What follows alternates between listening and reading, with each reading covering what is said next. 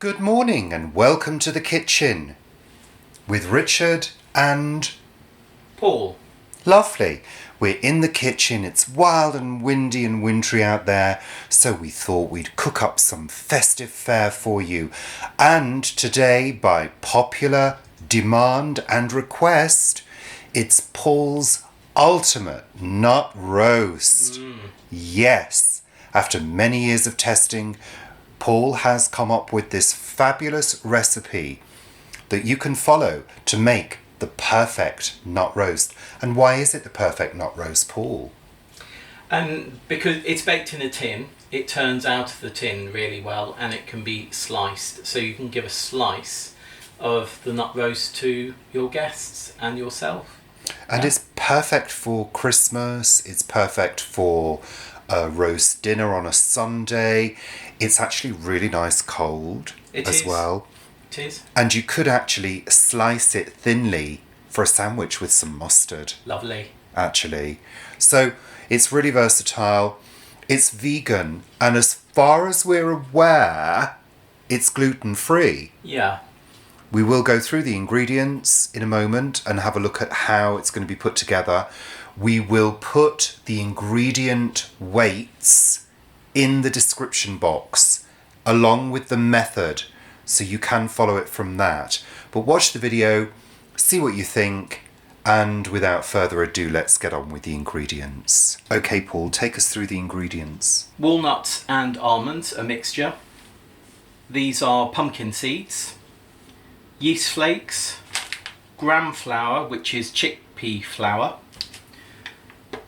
vegetable bouillon, red wine, chestnuts, some mixed herbs, miso paste, yeast extract, mushrooms, onions, carrots, celery and garlic. Now, Paul, there is some specific equipment that we need to make this nut roast successfully. You need a spatula, obviously, a knife, some non-stick baking paper, a 2-pound loaf tin.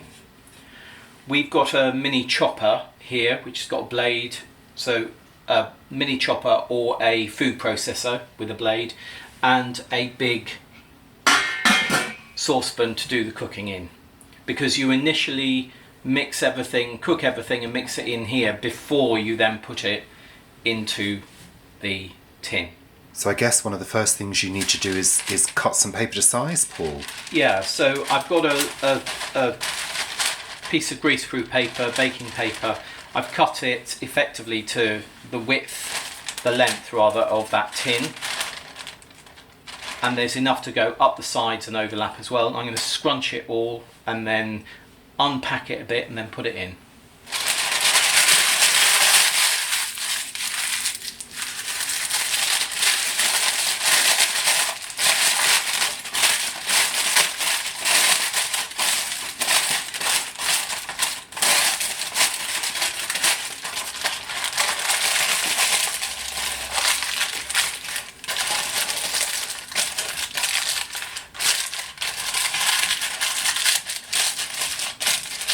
Okay, and that we'll just squeeze it around the sides,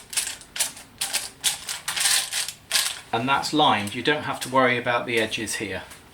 That's such a useful trick, isn't it? I mean, who'd have thought scrunching the paper up? So useful. Great, so that's now ready for the mixture when we've made it. Yeah. Lovely. So Paul, you've been really, really busy in the kitchen processing the ingredients, and this is an important part of making sure this loaf turns out beautifully. It is, because if you don't do this fine enough at this stage, then it will crumble as you cut it. The onions and the celery and the garlic, which is at the front, have been chopped quite finely. The carrots have all been grated. The mushrooms have been put into our whizzy processor and they've been processed up. The chestnuts, these are the chestnuts from the packet, and what I've simply done is I've squashed them all with a fork so that they're nice and crumbly now. This is the mix of the walnuts and the almonds, which again you can see is quite fine, as is our pumpkin seeds, all nice and fine. And then finally, this is the gram flour, the chickpea flour, which does have a tendency in packets sometimes to clump together. So all I've done is weighed it out and put it in this bowl and just used a fork to ensure that it's all nice and smooth. So, other ingredients. You've warmed the wine in the microwave, Paul. Yeah, that's had a blitz of 30 seconds. If you wanted to do it in a small saucepan on the stove top, you can do that. Now what we're going to add is 2 teaspoons of miso paste and 2 of the yeast extract. But they are quite sticky, and these are quite salty, so you don't want to overdo how much you're putting in. So it's a bit awkward, but just bear with me.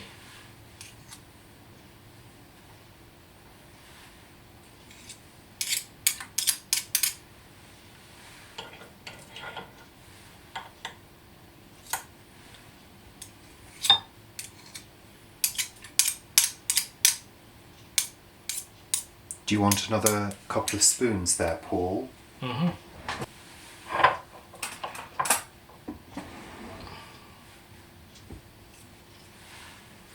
Now, I think it's also important to mention that apparently some wine does contain gluten. So Yeah. this is the wine we're using is just an ordinary red wine, isn't it? It is. Yeah, and also yeast extract. I believe there are certain brands that may contain gluten, but this brand, which is Meridian, doesn't. No, but do check the label, because it will say, or it should say, if it's gluten free. But the main brand in the UK now does contain wheat, so it's not gluten free. Yeah, so I think it's important to check. I mean, we are telling you that this recipe that we're doing is essentially gluten-free, but you need to check the ingredients that you buy. Yeah. Now, I've noticed you've got a couple of plates there, Paul, of other things. What's here? Our yeast flakes, mixed herbs, and bouillon powder. Again, gluten-free. And the bouillon powder is a vegetable stock powder that can be purchased. Yeah, if you can replace it with a veg cube, but we always go for bouillon powder. It's so much easier to use. And it's a high quality product that we use as well, isn't it? Yeah. It's Swiss vegetable bouillon. And the other thing we wanted to mention as well, you will need some olive oil. We've got some olive oil here for the cooking process, the initial cooking process. Okay, so on to the cooking process. Heat is going on. Not too fierce a heat. How much olive oil do you say? About a tablespoon of olive oil. And I'm also adding a couple of tablespoons of water. So it's important you put that water in You before the oil heats up, huh? Yeah, because you don't want it spitting back at you. And then these celery, onions and garlic go straight in. Lovely.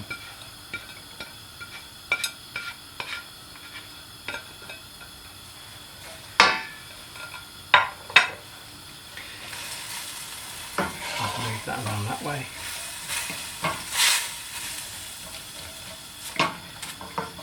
I'm putting the heat up a bit because I just want to bring this up to temperature.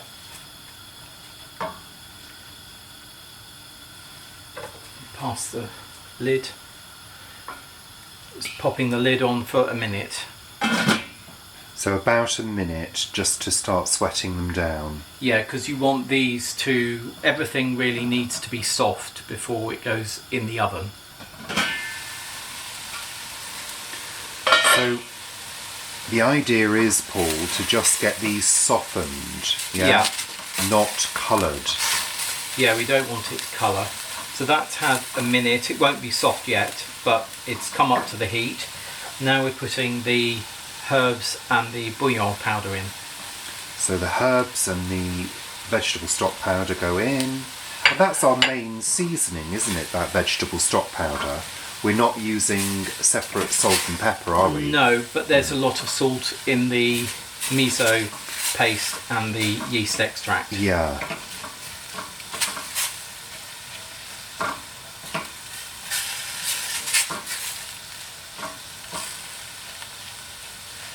Okay, I'm just going to add another tablespoon of water. And why do we add the water, Paul, the extra water, to stop it from sticking? Yeah, I just felt it needs a bit more water in there, because as the bouillon powder works into this, it will actually start drawing the moisture out of the celery and the onions. Because of the salt. Because of the salt. Yeah. Now you can see that's beginning to bubble. And I guess the onions are starting to look a little translucent. Yeah, lid back on a low heat for 5 minutes. Give it a stir after 5 minutes and then leave it for another 5 minutes and we'll be back. So this is to really soften everything down. Yeah, on a low heat. On a low heat, lovely. So it's been about 10 minutes and they've been softening. What are they looking like, Paul? Ooh, lovely. Okay. So yeah, they're softening quite nicely, not taken on any colour, which is great. In go the carrots.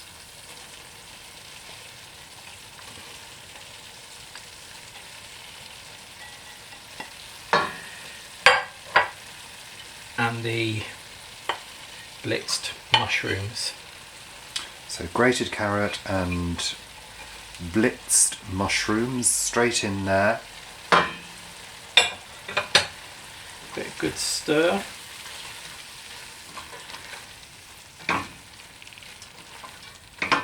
Put the temperature back up a bit. Again, want to get this up to the heat that it was before all of those cold ingredients went in. Won't take long.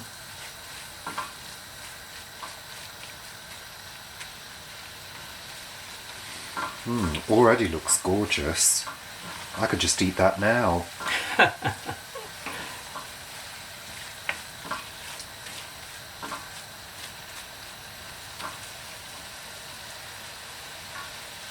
Can hear that sizzling. Lid back on. Temperature down to low and another 5 minutes. Okay, 5 minutes later. Ooh, that's cooking down beautifully. So there's a lot of liquid, as you can see, that has come out of the mushrooms. Yeah. Which you'd expect because they're so high in water. In go the chestnuts, which, as I say, have been sort of squashed with a fork.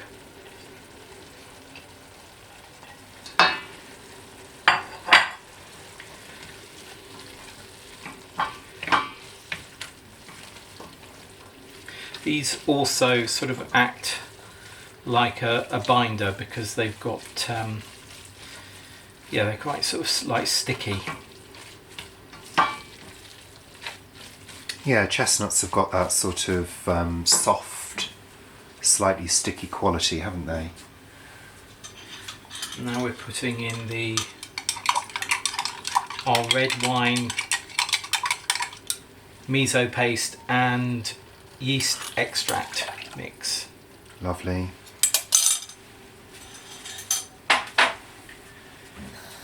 Heat up again.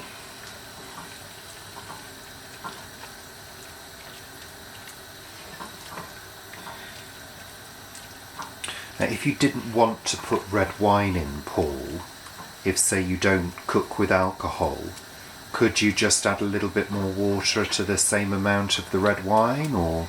Yeah, you could. Obviously the red wine gives it additional flavours. Yeah. And the alcohol will burn off anyway. So there's no alcohol in here. But if you didn't want to use the red wine, yeah, just use some water instead, or you could actually use some some vegetable water, i.e. not vegetable Yeah. stock, but from Cooking vegetables that water. you cooked, Yeah. because that will give it a bit of a boost in flavour.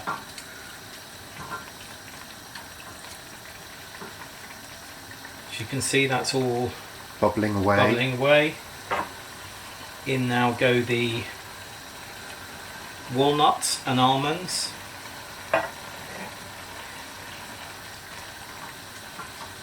They've almost got a breadcrumb texture to them, the walnuts and the almonds, haven't they? Yeah. Yeah.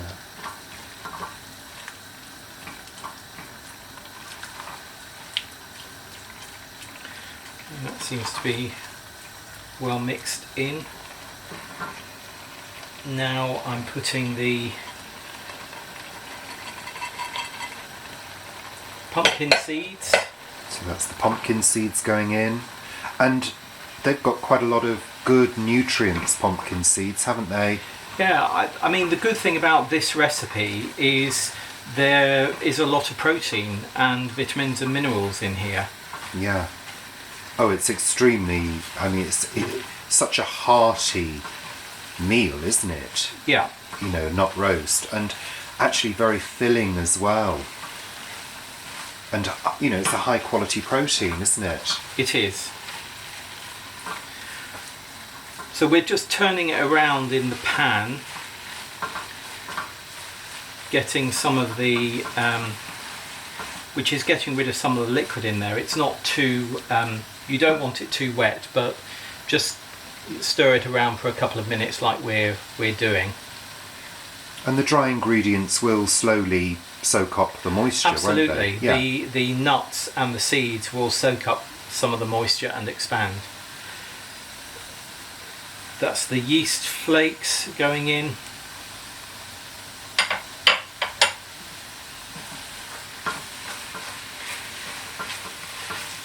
Yeah, I can feel that sort of beginning to stick to the bottom a bit, which is good. Why is that good? Well, it means it's not too wet. Good. So that's an indicator. If it's starting to stick a little bit, your moisture levels are kind of good. Yeah. But you don't want it to start burning, so No, you're you keeping it don't. moving. Yeah. Yeah.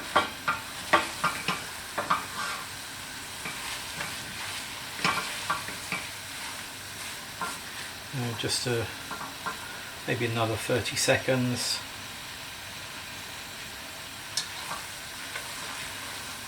It's almost starting to look like a stuffing, isn't it? Yeah, I suppose it is in some way. In fact, it would make a very good stuffing if you were into your poultry at Christmas.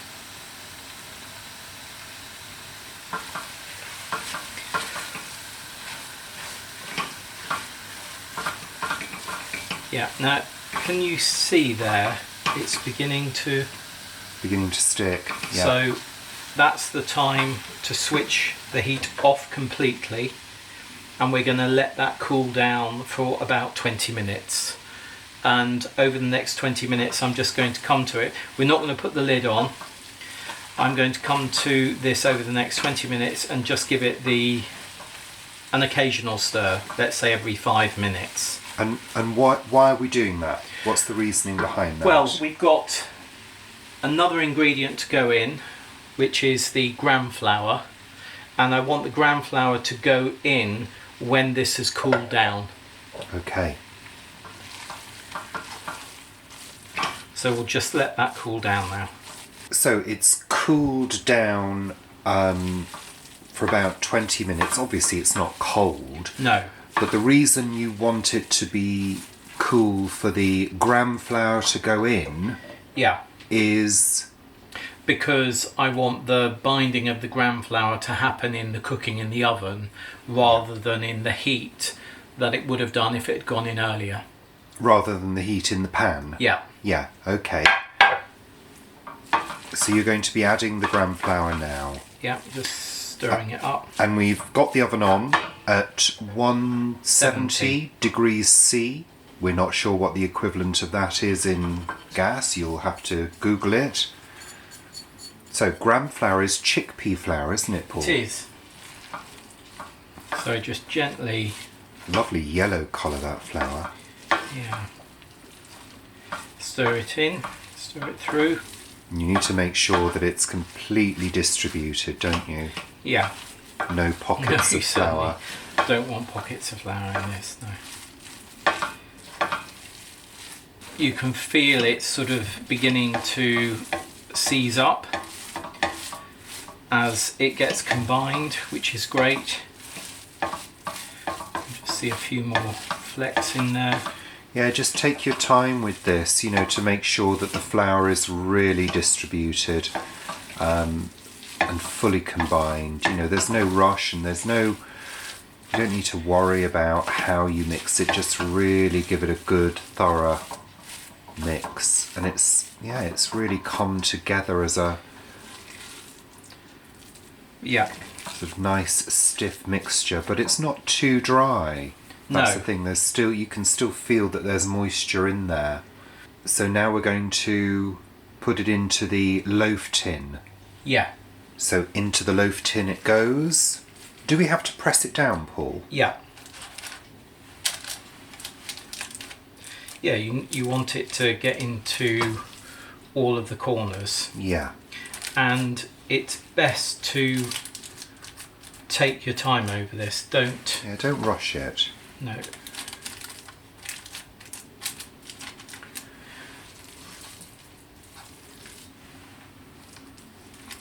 It's sort of like if you imagine it to be a nut and seed loaf, really that's what it is, isn't it? Yeah.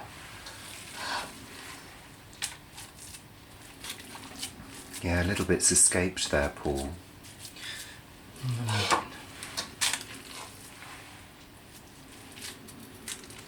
And the greaseproof paper at the sides, just sort of make sure you push against them rather than on top of them. Does that make sense? No, I don't understand what you mean. Instead of pushing that way, push down, because you want the greaseproof paper at the edges, at these edges, to not really be in the mixture. I'm not sure that's making sense, but you don't want it to crinkle into the mixture. Right.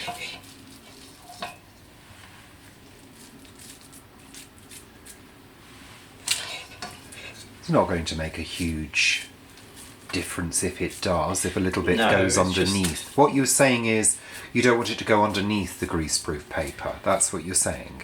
I don't want the greaseproof paper to fold into the mixture at the edges here. Right. Okay. Because it will be more difficult to get out then. Just do your best. That's all that you need to do. And as you can see, that mixture that that Paul's created is an exact fit for a £2 loaf tin. And if you don't know what the equivalent is in a £2 loaf tin, I'm afraid you'll have to Google it.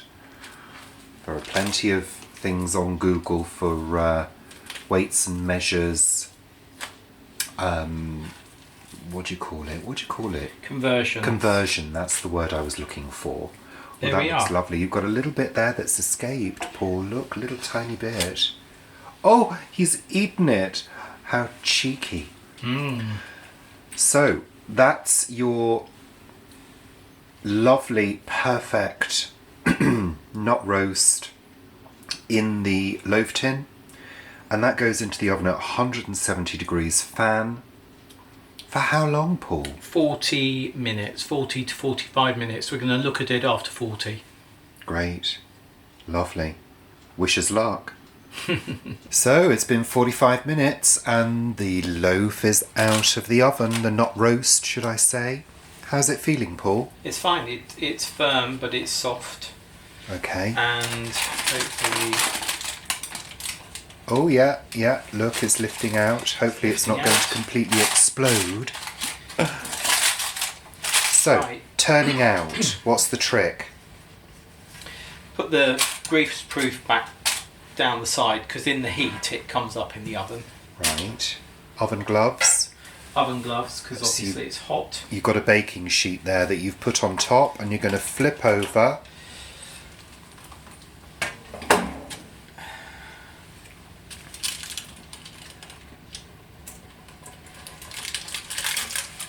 Woo!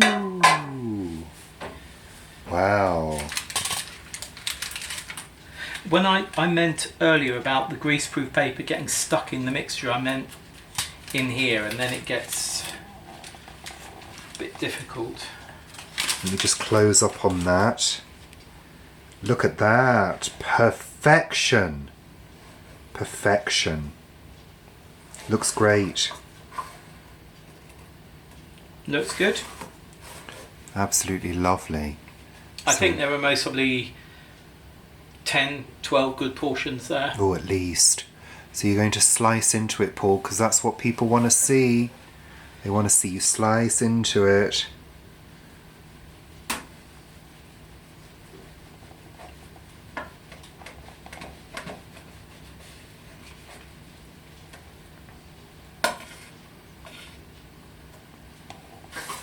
Can you see that? Well, it's a bit in shadow. Pull that. That's it. That's what we want to see. Look at that. Gorgeousness. I can't wait to taste it. Lovely. So there we go. That is Paul's ultimate nut roast. Successfully cooked. Yeah, and do use a serrated to slice. A serrated knife. Yeah. And gently slice it. Yeah. And remember, you know, it is quite rich. Yeah. And it is quite filling. So, you know, you don't need to cut too thick a slice. That would be a nice slice. I don't know if you can see. Yeah, it would be. But you could have less if you wanted. You could cut them in half, the slices, then, if you wanted to, couldn't you? Lovely. Could do. Gorgeous. Let's give it a try. Lovely. It looks gorgeous. Let's have a look. Oh, look at that. Beautiful. So, let's try it. Let's try it. Oh, it's so gorgeous. So light and soft, isn't it?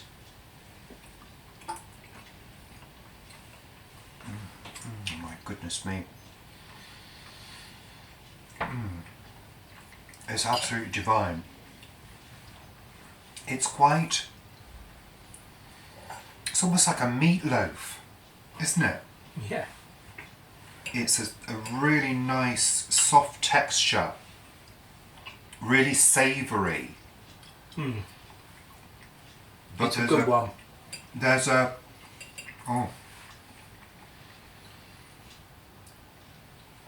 that carrot gives it a slight sweetness, ever so slight. It's good. It's so moist. And as you say, it would be great cold on sandwiches. As it gets colder, it will solidify a little bit more. It firms up. So it'd be really nice on... Is that big enough, that bit? It's like a pate. It'd be like a pate, wouldn't it? And it does have a slight crunch to it. So it's got good texture.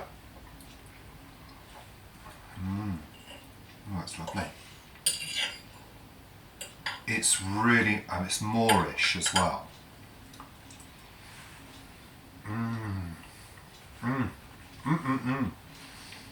I could just eat that on its own. Well, clearly. Couldn't you? You are.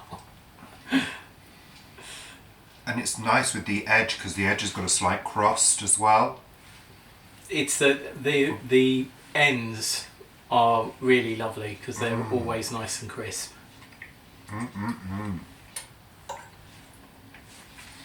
Because of course the baking brings out all the flavours of the nuts. It's like if you toast nuts in a frying pan, Yeah. it brings out the oils and the flavours, so they really develop. Oh, well, it's lovely. I think we're going to have to show this as a sandwich tomorrow. Are we? Yeah. There will be some left. So that's do you want that little piece there? No, you have it. Oh, all right then. So that is the seed and nut loaf recipe that we've been promising Planet Vegetaria for absolutely ages. months and months. And there it is. Hopefully that was worth waiting for. The taste is fabulous. Oh, it's lovely. Perfect. Thank you, Paul, for doing that. What do you mean? And thank you, Richard, for filming it. Thank you, Richard, for filming it. You're welcome. Thank you for watching. I want more. I could see him looking. There's some more there, you see, because So we just nice, had one so slice. Nice. But I think that's enough. Yeah, it is very rich, actually, and quite filling. So yeah.